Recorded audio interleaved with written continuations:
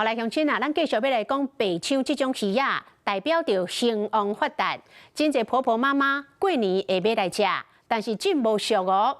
若是一尾500克到600克的白抢，现捞啊都要1000块，啊若是冷冻的，大约800块就买得到。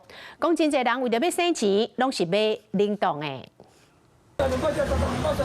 家人卡马顶鱼市卖正侪款海鲜，年尾到啊，民众拢出来买食材办年会。这很漂亮。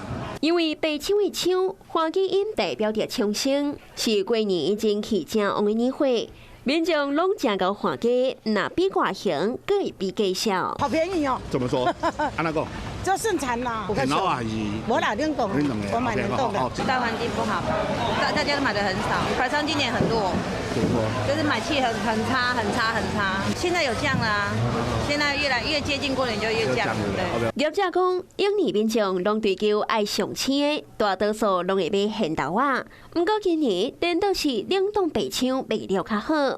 根据鱼产品批发的交易行情，今仔这个现豆啊，白抢每公斤爱571块9。 冷冻白抢每公斤416块7，一公斤都差755块外。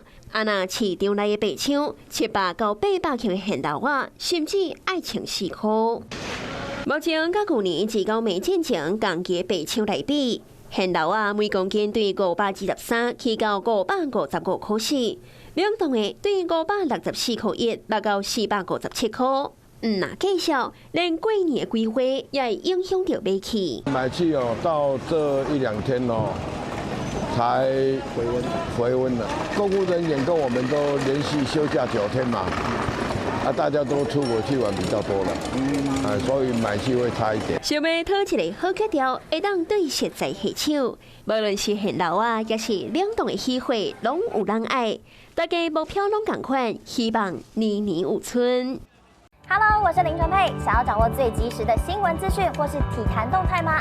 赶快按赞、订阅、开启小铃铛，锁定华视新闻的 YouTube 频道。